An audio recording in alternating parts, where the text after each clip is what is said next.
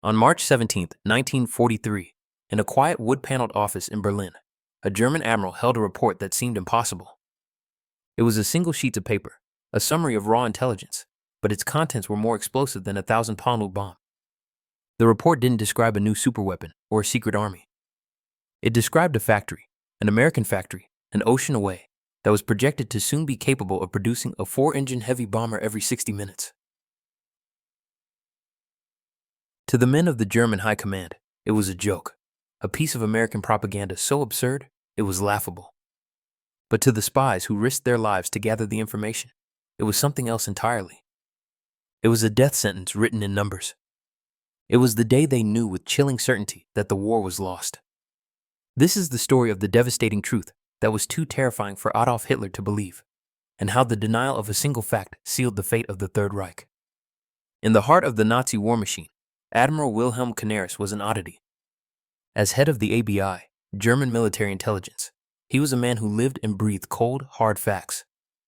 Unlike the fanatics who populated Hitler's inner circle, Canaris was an old-school professional.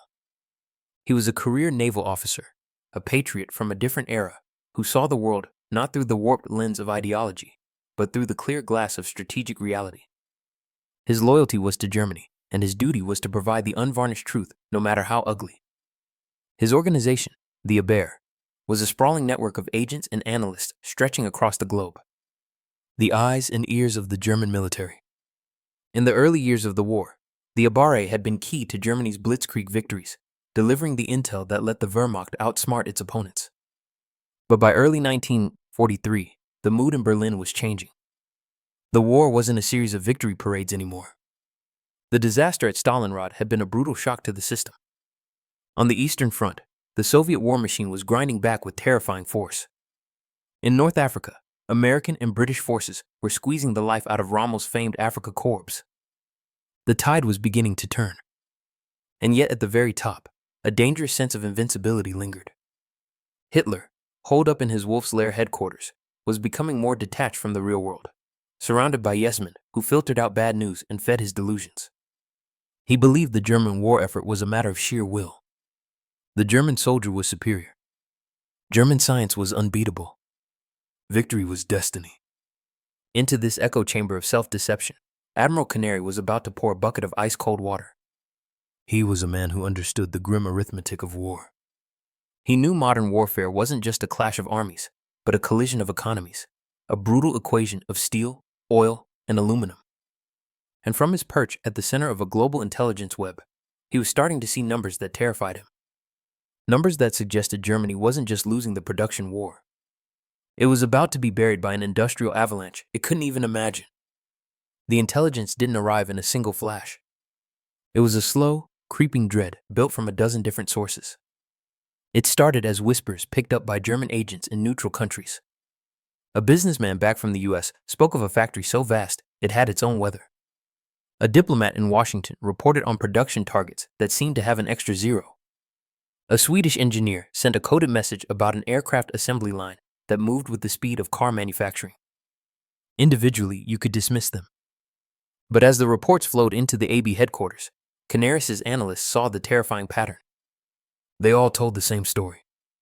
They all pointed to one place, a massive industrial complex in Michigan called Willow Run, and they all made the same ridiculous claim. The Ford Motor Company was applying automobile mass production techniques to a 4-inch B24 Liberator heavy bomber. The goal was to eventually roll one out. Not one a day, not one every few hours, one every single hour. To the German mind, this was just impossible. A B24 Liberator was a beast. An 18-ton behemoth of aluminum and steel with over 1.5 million individual parts. German factories, the pride of European engineering, took weeks, sometimes months, to produce a comparable heavy bomber like the Hankley 177. The idea that the Americans, a nation mocked in Nazi propaganda as a chaotic, racially mixed society, could build such a complex weapon in 60 minutes wasn't just unbelievable, it was insulting. Canaris and his officers did the math. If the Americans could actually pull this off, one bomber an hour meant 24 a day, over 700 a month from one factory. At the time, the entire German aircraft industry was struggling to produce a fraction of that number in heavy bombers. The spies confirmed the details. The information was vetted. Even Japanese naval attaches, Germany's own allies, were sending back reports on American production numbers with a tone of sheer dread. The data was solid. But how could this be? How could a workforce of what the Nazis considered inferior people, women, African-Americans, immigrants, achieve this? How could a messy democracy mobilize with such terrifying focus? In the Nazi worldview, strength came from racial purity and authoritarian control. America had neither. Therefore, the reports had to be a lie. A massive deception campaign. The alternative was too horrible to consider. It meant the war was no longer a contest of soldiers or generals. It was a war of factories. And if this report from March 1943 was pointing to a real future, it meant Germany had already lost. As one AB officer put it, if these numbers are correct, then Germany has already lost the war. It is no longer a question of willpower. It is a question of mathematics. Half a world away, the impossible was becoming very, very real. On a stretch of farmland in Michigan, a monster had risen. It was the Willow Run bomber plant, the physical embodiment of what President Roosevelt called the arsenal of democracy. And there was nothing else like it on Earth.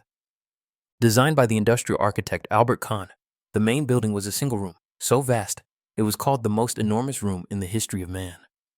It stretched for over half a mile. To avoid paying taxes in 2 different counties, the assembly line famously had to make a bizarre 90-degree turn with partially built bombers rotating on giant turntables, a feature that became known as the tax turn. But the real revolution was the philosophy inside. Henry Ford and his production chief, Charles Sorensen, had made an arrogant promise. They would build airplanes just like they built Model Ts. The old guard aircraft industry scoffed. "You can't expect a blacksmith to make a watch overnight," one executive sneered. Ford and Sorensen proved them wrong. They deconstructed the B-24 into manageable sub-assemblies. Each worker was trained for a single repetitive task. One person drilled holes. Another riveted a panel over and over. This allowed the plant's apprentice school to churn out thousands of new workers every week. And who were these workers? They were a direct contradiction of Nazi ideology. At its peak, Willow Run employed over 42,000 people. Nearly a third were women, the iconic Rosie the Riveters, who operated rivet guns and welding torches. One of these women, Rose Wilhelm Monroe, became a real-life inspiration for the Rosie propaganda character. The workforce was a tapestry of America. Over half of the workers were African American, and another 3% were classified as disabled. All working side by side. They worked in shifts 6 days a week. Their collective effort, a relentless 4-hour hum. This was the very mongrel society Hitler loved to mock. And they were about to outproduce the so-called master race at a rate that defied belief. The early days were rough, earning the plant the nickname Will It Run. But as 1943 rolled on, the machine hit its stride. Raw materials flowed in one end and out the other. An 18-ton heavy bomber emerged, ready to fly. This wasn't propaganda. It was a new kind of warfare, a war of industrial might. And America was unleashing a weapon the Third Reich had no answer for. While German scientists worked on futuristic rockets, America was perfecting its most devastating weapon of all, the assembly line. Armed with this terrifying truth, Admiral Canaris faced his biggest challenge, penetrating the ideological fortress around Adolf Hitler. It was a wall built of arrogance and willful ignorance, and its chief architect was the second most powerful man in Germany, Reichsmarschall Hermann Göring. Göring was the head of the Luftwaffe, the German Air Force, a flamboyant World War I ace. He saw himself as the ultimate authority on air power. He was also profoundly corrupt and deeply egotistical. More than anyone, Göring was responsible for the myth of the Luftwaffe's invincibility. When Canaris presented the AB's findings on Willow Run, Göring's reaction wasn't concern. It was laughter. The reports were dismissed. "Americans cannot build airplanes," he famously sneered. "They are very good at refrigerators and razor blades." And that wasn't just a throwaway line. It was a perfect summary of the Nazi worldview. To them, Americans were a nation of shopkeepers, a decadent consumer society. They were a mongrel race lacking the discipline and martial spirit of the German people. The idea that such a culture could mass-reduce a heavy bomber was, in Göring's mind, simply impossible. He dismissed the reports as clumsy American propaganda. You can imagine how maddening this was for Canaris. He was presenting a mathematical certainty to a man living in a fantasy. He tried to press the issue. His agents had specifics. The Million assembly line, the specialized tools, the sheer capital investment. Göring wouldn't hear it.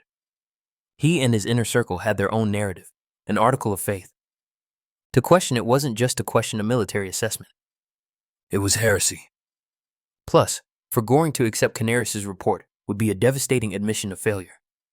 It would mean his own intelligence had missed the most critical development of the war, and that his Luftwaffe was about to be swept from the skies. And so, the report went nowhere. It was buried under Göring's immense ego. The wall of denial stood firm. Canaris was left with the truth that could save Germany, but with no one in power willing to listen. The next step was the final one. To somehow get the information to the one man who mattered, the Führer himself. Presenting facts in the Führer's headquarters was a strange and dangerous business. Whether at the Berghof in the Alps or the Wolf's Lair in East Prussia, the atmosphere was oppressive and paranoid. Reality was whatever Adolf Hitler decreed it to be. Military briefings were less about strategy and more about reinforcing whatever the Führer wanted to believe. Into this theater of delusion, the facts from Willow Run were a ticking bomb. Hitler's view of the United States was a bizarre mix of contempt for its culture and grudging respect for its size. He saw it as a mongrel nation crippled by racial impurity and controlled by Jewish financiers. When confronted with the production figures from the Abara, the projections of one bomber an hour over 650 a month from a single plant, Hitler's reaction mirrored Göring's, but with pure venom. This wasn't just strategy. It was a personal insult to his ideology. The numbers were inflated fantasies. Jewish propaganda.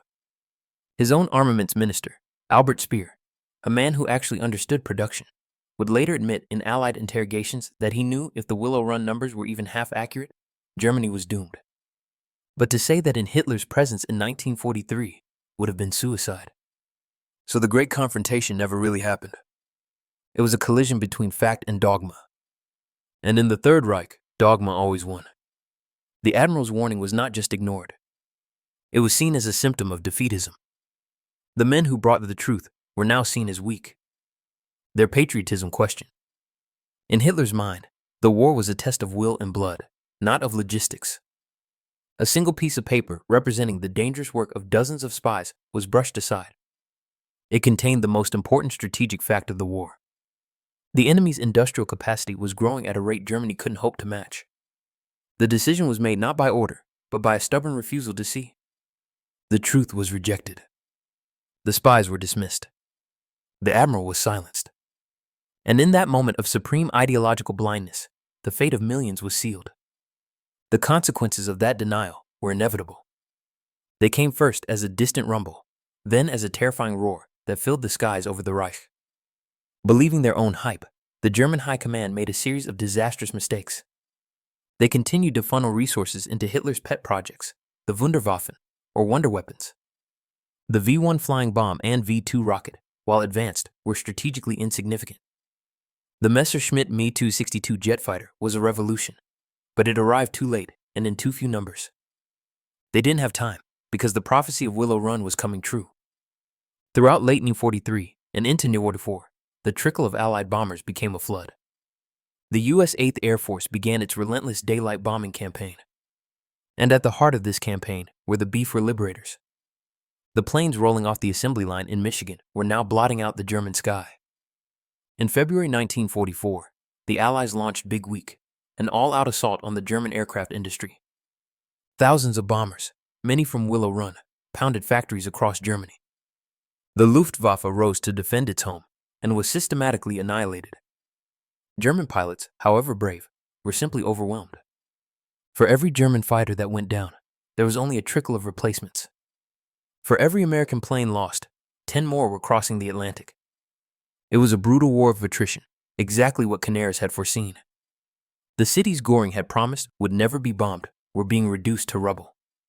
A Luftwaffe general, fed up with Göring's detachment, wrote in his diary, "The Reichsmarschall lives in fantasy. Yesterday, 1,000 American bombers destroyed Linz. He still insists they cannot have built so many aircraft." The B-24s that rolled out of the most enormous room in the history of man were now deconstructing the Third Reich piece by piece. They shattered factories, tore up railways, and obliterated oil refineries. The German war machine, starved of fuel, began to grind to a halt. The unstoppable Wehrmacht was being pounded into submission by the output of a single factory its leaders had laughed at. So what happened to the man who tried to sound the alarm? For Admiral Wilhelm Canaris, the price of telling the truth was steep. As the war turned against Germany, his sober warnings marked him as a man not to be trusted. In Hitler's paranoid court, being a realist sounded a lot like being a traitor. His rivals in the SS saw the Abwehr as a nest of untrustworthy old-world aristocrats who lacked true Nazi fervor. They spied on him, waiting for a mistake. His accurate reports on American industry weren't just dismissed. They were seen as proof that Canary himself was spreading enemy propaganda. He was trapped. To do his job was to seem disloyal. But Canaris' opposition went deeper. Horrified by SS atrocities, he used the Abwehr to shield members of the German resistance, including the theologian Dietrich Bonhoeffer. He secretly worked to keep Spain from joining the Axis, an act of sabotage that cost Hitler dearly. The final blow came after the failed July 20, 1944 plot to assassinate Hitler. The Gestapo investigation uncovered the vast network of opposition, and many trails led to the Abwehr. Canaris was arrested.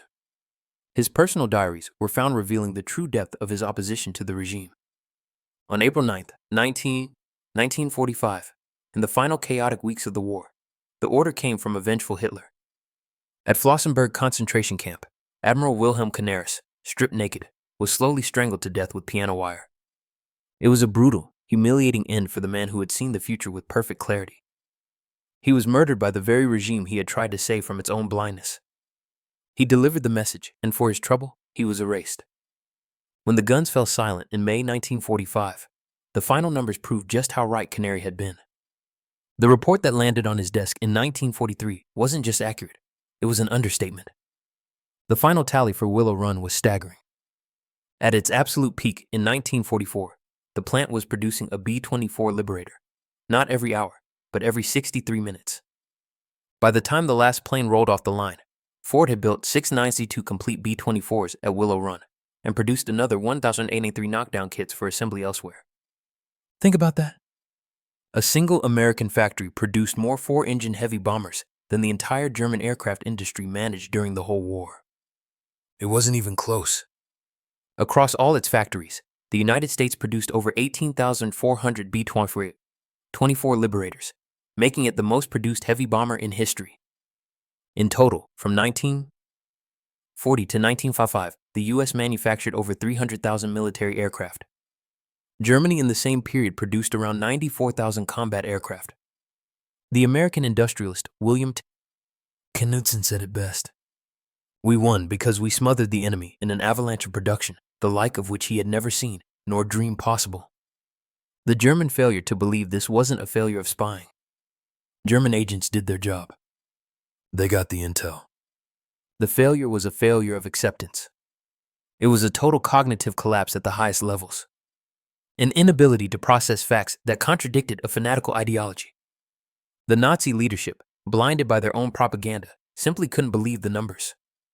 They were defeated not by a secret weapon, but by simple arithmetic. They were buried by an avalanche of steel and aluminum, forged by the very people they disdained. Men and women of all backgrounds working together in a free society. The spies were right. The Admiral was right. March 17, 1943, was the day the truth arrived in Berlin. And nobody in power was willing to listen. Stories like this show that history often turns on moments far from the battlefield, in quiet offices, where a single piece of paper can change everything. If you love uncovering the hidden stories that decided history, make sure you're subscribed to the channel and hit the notification bell so you don't miss our next investigation. It helps us a lot if you like and share these videos with anyone else who loves a good story. In the end, the story of Willow Run isn't just a cool World War II fact. It's a chilling look at how any government, any group, or even any one of us can be blinded by what we want to believe. The Third Reich wasn't defeated for a lack of information. It was defeated because its leaders chose to trust their prejudices over the facts. They built a worldview on the sands of racial mythology. And when the tide of mathematical reality came crashing in, the entire structure was washed away. The conflict between the Ab's grim reports and the arrogant dismissals of Hitler and Göring was a battle for the soul of the German war effort. A battle between evidence and fantasy. Fantasy won, and in doing so doomed the entire enterprise. Willow Run, meanwhile, stands as a monument to the very things Nazism wanted to destroy. The power of a diverse, free society to mobilize and innovate on a scale that totalitarianism could never match. The factory floor was a microcosm of the Allied cause. A chaotic, inefficient, beautiful mess of humanity that when united achieved the impossible. And so the legacy of that day in March 1943 echoes through time. It's a stark reminder that the most formidable walls aren't made of brick and mortar, but are the ones we build in our own minds. If you enjoyed this video and want to see more stories from World War II, make sure to subscribe to the channel. Your support helps us bring more forgotten battles, hidden histories, and untold soldier stories to life. And let me know your thoughts in the comments. What event or perspective would you like to see next? I read every comment.